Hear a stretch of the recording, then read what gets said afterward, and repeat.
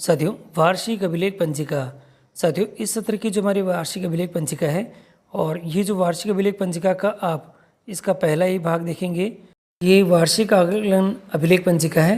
विद्यालय का नाम, डाइस कोड, जिला, ब्लॉक और पीओ विद्यालय का नाम आपको यहाँ पे लिखना है। और इसका जो पहला पेज होगा वो वार्षिक आकलन अभिलेख पंजिका की प्रविष्टियों के लिए निर्देश है।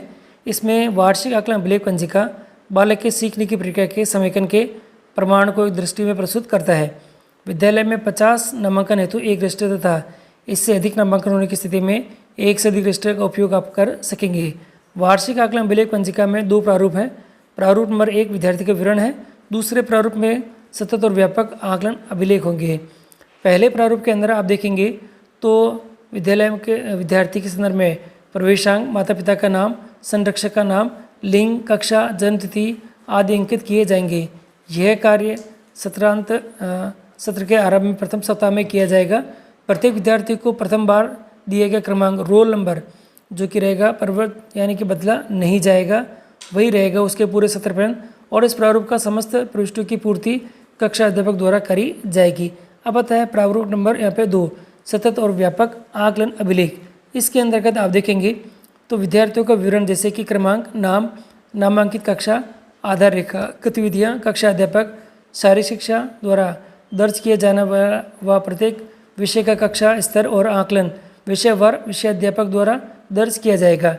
व्यक्तिगत गुण और अभिवृत्तियों को कक्षीय क्रिया टर्म के आधार आकलित करते हुए योगात्मक आकलन करें, जिससे कि उसमें बिंदुओं के सापेक्ष कोड जो कि दे रखे 1, 2, 3 का उपयोग आपको करके शारीरिक शिक्षक और कक्षा अध्यापक द्वारा भरा जाएगा।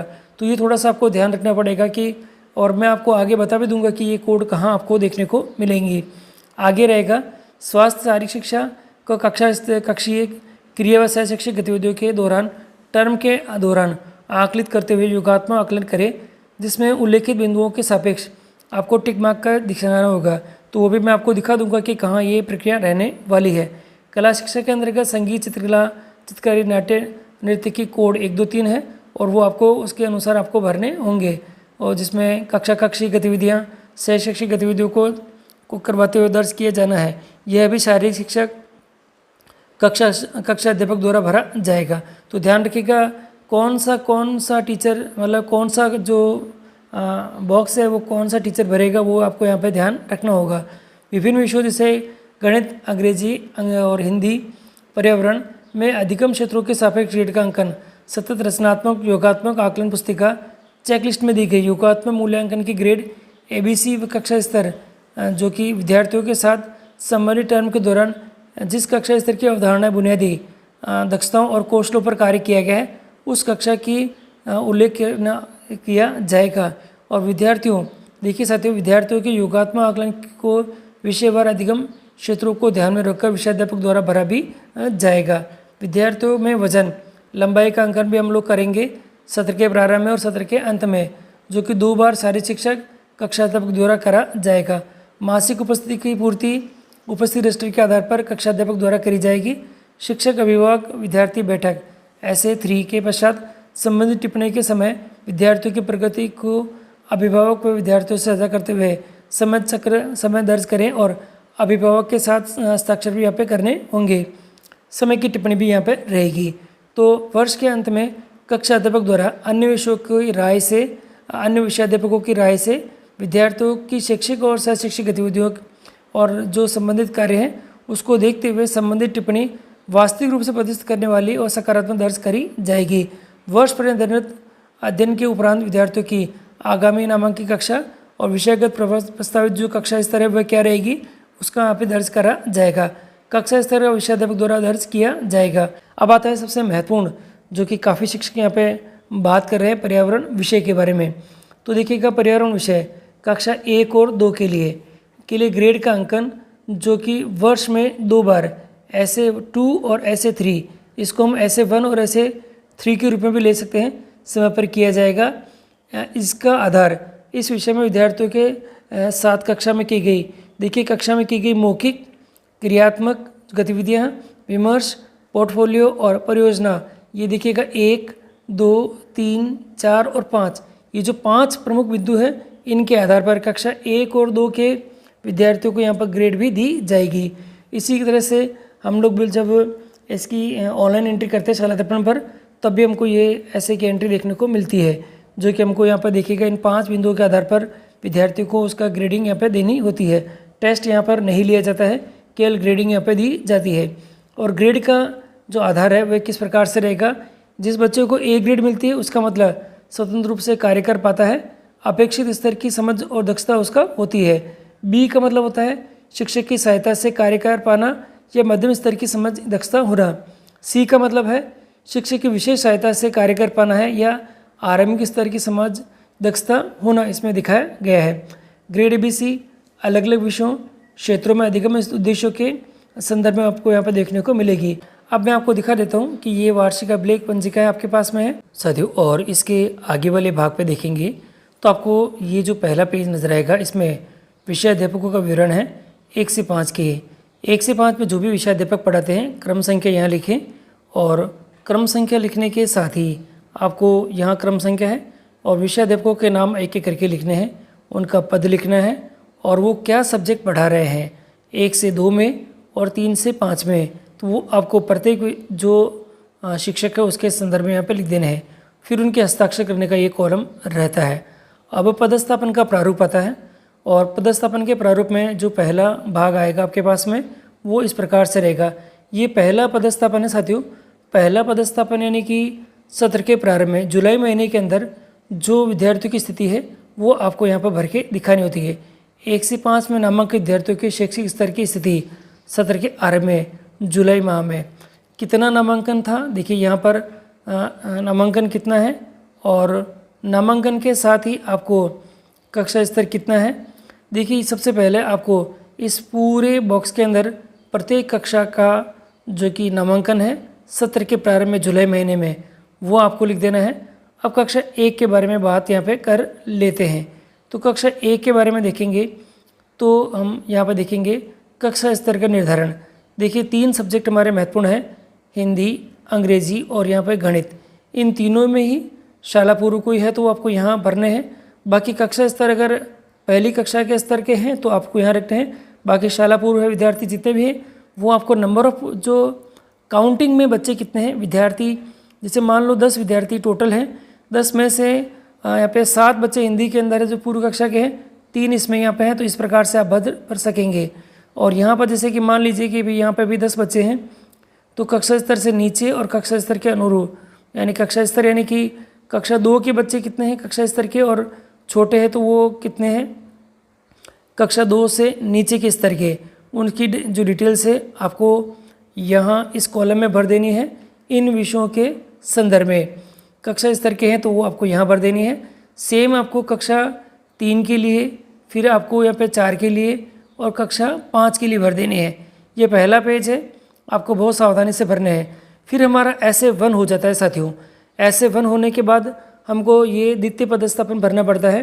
पहला पदस्थापन ऊपर हो गया सत्र के प्रारंभ में, दूसरा पदस्थापन जो कि ऐसे 2 के बाद में होता है तो उसमें आप यहाँ पर देखेंगे तो अब वो की स्थिति क्या है। जैसे मान लीजिएगा पहले ऊपर यहाँ पे 10 बच्चे थे और यहाँ पे 7 बच्चे थे और यहाँ पे 3 हैं। अब यहाँ पे क्या होगा कि पूर्व कक्षा में कुछ काम कराया होगा आपने तो यहाँ पर 5 रह जाएंगे और यहाँ पर भी 5 हो सकते हैं कि कुछ बच्चे आपके बढ़ाने से यहाँ पर कक्षा स्तर के अनुरूप यहाँ पे हो गए हैं, तो वो आपके यहाँ पे काउंटिंग आपको यहाँ पे देखने को मिल जाएगी। बाकी पुराना वाला सेम है, यहाँ पर ऐसे 4 दे रखा है तो यहाँ पर हम ऐसे 3 मान सकते हैं अभी, क्योंकि हमारे पास में ऐसे 1 ऐसे 2 और ऐसे 3 ही रह गए हैं तो उसके अनुसार यहाँ पे रहेगा। इसमें भी वही है। अब आपके पास में ऐसे 3 के बाद में ये स्थिति क्या रहने वाली है सत्र के अंत में। तो सत्र के प्रारंभ में क्या था, सत्र के अंत में कितना है, जैसे मैं पहली क्लास का ही ले लेता हूँ। यहाँ पे 10 बच्चे थे सत्र के प्रारंभ में, यहाँ पे 7 और 3 थे। अब यहाँ पे ऐसा हो चुका है कि 2 बच्चे ही रह गए हैं पूर्व कक्षा के, बाकी के 8 बच्चे यहाँ पर इसमें अपडेट होकर यहाँ पे आ चुके हैं। तो अब आप देखेंगे तो यहाँ पर आपको फ़ायदा हुआ है। बहुत सारे बच्चों का जो कक्षा स्तर है वह कक्षा स्तर के अनुरूप वो पे हो चुके हैं, तो यहाँ पे देखने का मिलेगा। तो ये इस तरह से आपको भरना है। अब यहाँ पे प्रमाणित है, तो प्रमाणित करने के लिए आपको यहाँ पर प्रभारी, इसके संदर्भ में जो प्रभारी की नियुक्ति होती है वह प्रभारी करेगा और मूल्यांकन कौन कर रहा है, इंद्राज कौन कर रहा है वो साइन करेंगे, संस्था प्रधान यहाँ पे कर देंगे। तो साथ ये आपको सबसे महत्वपूर्ण पड़ाव है जो कि आपको देखना होगा यहाँ पर। तो मतलब कोई दिक्कत है तो इसके संदर्भ में तो आप मुझे कमेंट जरूर करें, जिससे कि समस्या का समाधान आपके करा जा सके। अगला जो पेज है आपके सामने, ये विद्यार्थी को विवरण आता है। इसके अंतर्गत आपके जो प्रवेशांक है, विद्यार्थी का नाम है, माता पिता का नाम है, लिंग है और कक्षा है और जन्म तिथि यहाँ पे दे रखी है। ऐसा यहाँ पे चलेगा और विद्यार्थी का नाम चलेगा कक्षा के एक अनुसार। सबसे पहले हम कक्षा 1 के विद्यार्थी यहाँ पे फिल करेंगे। तो 1 के विद्यार्थी जितने भी है 10 बचे तो 10 तक नाम आएगा और वो आपके यहाँ पर नीचे लिखे जाएंगे। ये सब जुलाई में हो जाता है। और अगर जुलाई के बाद में कोई बच्चे हटते हैं या कोई नए बच्चे ऐड होते हैं तो वो सबसे लास्ट में यहाँ पे जोड़े जाएंगे। इसमें कुल मिला के आपको देखने को मिलेगा 50 बच्चों के नाम होते हैं, तो मैक्सिमम 50 बच्चों तक की एंट्री इसमें कर सकेंगे। और ज़्यादा अगर बच्चे हैं तो ऐसी नई अभिलेख पंजिका आपको बनानी पड़ेगी, जिसमें 51 से नाम आपको शुरू करने पड़ेंगे। तो अगर 50 से ज़्यादा है तो आप यहाँ पर एंट्री कर सकेंगे। अब आता है सबसे महत्वपूर्ण साथियों यहाँ पर कि सतत और व्यापक आकलन अभिलेख में किस प्रकार से यहाँ पे काम करेंगे। यहाँ पर आप देखेंगे तो प्रारूप नंबर 2 है, सतत और व्यापक अभिलेख जो यहाँ पर रहेगा। इसके अंदर विद्यार्थी का क्रमांक सबसे पहले रहेगा, जो कि रोल नंबर आपके पास में है। ये रोल नंबर वही होगा जो इसके ऊपर वाले पेज के ऊपर जो क्रमांक आ रखे हैं वही है। विद्यार्थी का नाम आपको लिखना पड़ेगा और जो नामांकित कक्षा है वो यहाँ पर रहेगी। अब आएगा आधार रेखा मूल्यांकन। आधार रेखा मूल्यांकन या पूर्व जो पदस्थापन मूल्यांकन है उसके आधार पर हिंदी, गणित और अंग्रेजी में उसका कक्षा स्तर क्या है वो आपको यहाँ पे भरना होगा। जैसे कि मान लीजिए कोई विद्यार्थी 5वीं कक्षा में है, परंतु वो हिंदी में कक्षा स्तर 3 का है, गणित में कक्षा स्तर 2 का है और अंग्रेजी में कक्षा स्तर यहाँ पे 4 का दिखाई दे रहा है। तो आपको इस प्रकार से यहाँ पे भर लेना है। अब आएगा व्यक्तिगत गुण और अभिवृत्तियाँ। इसके अंदर प्रथम और तृतीय योगात्मक आकलन की सहायता से उल्लेखित बिंदुओं के सापेक्ष कोड भरने हैं, जो कि 1, 2 और 3 यहाँ पे रहेंगे। इसमें कोड में आप देखेंगे तो सबसे पहले सहयोग और देखभाल में है श्रेष्ठ कोड 1, औसत हेतु 2 और संतोषजनक हेतु 3 यहाँ पे रहेंगे। जो पर्टिकुलर बिंदुज हैं वो आप यहाँ पे देख लिए और संबंधित आपको यहाँ पे कोड भरने हैं, जो कि 2 जगह भरने हैं। एक तो यहाँ पर ऐसे 1 के लिए दे रखा है और एक ऐसे 3 के लिए आपको यहाँ पे दे रखा है, जो कि प्रथम और तृतीय योगात्मक आकलन के लिए रहेगा। और यहाँ पर भी समय की जो पाबंदी है उसमें भी आपके पास में कोड ही भरने हैं। और स्वास्थ्य और शारीरिक शिक्षा के अंदर प्रथम और तृतीय योगात्मक आकलनों के आधार पर आपको टिक मार्क का निशान लगाना है। स्वच्छता के अंतर्गत पोषण और स्वास्थ्य की स्थिति के अंदर व्यापक और व्यायाम और खेल के संदर्भ में जो अप्रोप्रिएट है आपको यहाँ पे टिक मार्क कर लेने हैं। कला शिक्षा के अंतर्गत आकलन संबंधित बिंदु है का आपको कोड दिखाना है। कोड भी 1, 2, 3 है। देखिए ये 1, ये 2 है और ये 3 है। अब जो संगीत के अंदर संलग्नता किस स्तर की है, जैसे मान लेते हैं कि ये व्यस्त है किंतु जुड़ाव यहाँ पर नहीं है, 2 वाला सही है इस विद्यार्थी के लिए, तो हम यहाँ पर 2 भर देंगे। और यहाँ पर अगले वाले के अंदर थोड़ा थोड़ा काम करने लगता है, आनंद के साथ करने लगता है, तो यहाँ 1 भी आपको कर सकेंगे। सेम है तो सेम भी रख सकेंगे। अभिव्यक्ति में आप यहाँ पर ध्यान रखेंगे किस प्रकार से यहाँ पे काम किया जाएगा। इसके अंदर भी आपको कोड ही भरने हैं। चित्रकला और इसके अंदर भी आपके यहाँ पे कोड ही है, तो एक एक कोड आप यहाँ पे ध्यान से देखते हुए भर दें। और फिर आता है हमारे पास में हिंदी के अंदर अधिगम के क्षेत्र यहाँ निश्चित करे हुए हैं। इन अधिगम को क्षेत्र के अंदर ऐसे 1 है। ऐसे 1 में इस अधिगम के अंदर यहाँ पे कक्षा स्तर क्या है और यहाँ पर इसकी ग्रेड क्या रखी वो भरनी है। मान लीजिए कि कक्षा 4 का बच्चा है, कक्षा स्तर 1 आ रखा है, ग्रेड इसकी भी आई हुई है, तो वो भर सकेंगे आप इस प्रकार से। और ये चेकलिस्ट की सहायता से भरी जाती है। इसी प्रकार से यहाँ पर गणित के लिए भी दे रखे हैं और यहाँ देख लीजिएगा क्या क्या बिंदु आपके पास में यहाँ पर रहने वाले हैं, इसके अकॉर्डिंग यहाँ पे आपको काम करना है। ऐसे 1 के लिए यहाँ पर कक्षा स्तर और ग्रेड है, कक्षा स्तर और 2 है। जहाँ डैश लगे हैं वहाँ पर आपको कुछ भी कार्य नहीं करना है, क्योंकि उसके अंदर संबंधित के अंदर आपके दर्ज नहीं करनी है। इंग्लिश के अंदर भी आपके यहाँ पे दे रखा है, इंग्लिश किस प्रकार से रहेगी, तो उसके लिए भी यहाँ पे ऐसे 1, ऐसे 2 और ऐसे 3 की ग्रेड है। पर्यावरण के लिए देखिए साथियों, कक्षा 1 और 2 के लिए जो पर्यावरण है उसके अंदर आप देखेंगे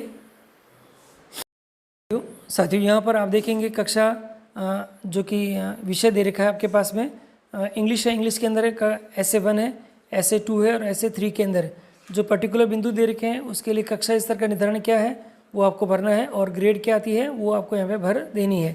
पर्यावरण विषय के लिए भी यहाँ पे दे रखा है। पर्यावरण विषय में कक्षा 1 और 2 के लिए भी ग्रेड भरनी है साथियों, क्योंकि उसके अंदर मुख्य गतिविधियाँ हैं और जो अन्य गतिविधियाँ हैं उसके आधार पर ये भरी जाएगी। वे जो टेस्ट तो नहीं होता है, एग्ज़ाम नहीं होता, परंतु ग्रेड यहाँ पे भरी जाती है। तो आप थोड़ा सा यहाँ पे ध्यान रखिएगा। फिर नीचे आपको देखने को मिलेगा सत्र के प्रारंभ में लंबाई और वजन की स्थिति है। फिर आपके पास माहवार जो कि उपस्थिति है वो आपको यहाँ पे भर लेनी है। फिर उपस्थिति का प्रतिशत है नीचे देखने को मिलेगा। क्या स्थिति आती है तो आपको यहाँ पर नियमित है या मध्यम है या फिर अनियमित है, अप्रोप्रिएट टिक कर लेने हैं। टिप्पणी लिखी जाएगी साथियों यहाँ पर। जो तृतीय टर्म के बाद विद्यार्थी और अभिभावक की जो टिप्पणी है वो लिखनी पड़ेगी। फिर एक समय की टिप्पणी आएगी जिसके बारे में मैंने आपको बताया था कि कहाँ लिखी जाएगी। फिर आगामी कक्षा स्तर कौन सा है वो आपको लिखना है, और जो प्रस्तावित कक्षा स्तर का निर्धारण क्या है वो भी आपको यहाँ पर लिख देना है। इस प्रकार से ये जो पूरी जो डिटेल्स है इसमें यहाँ पे भरी जाएगी, तो आपको थोड़ा ध्यान रखना है।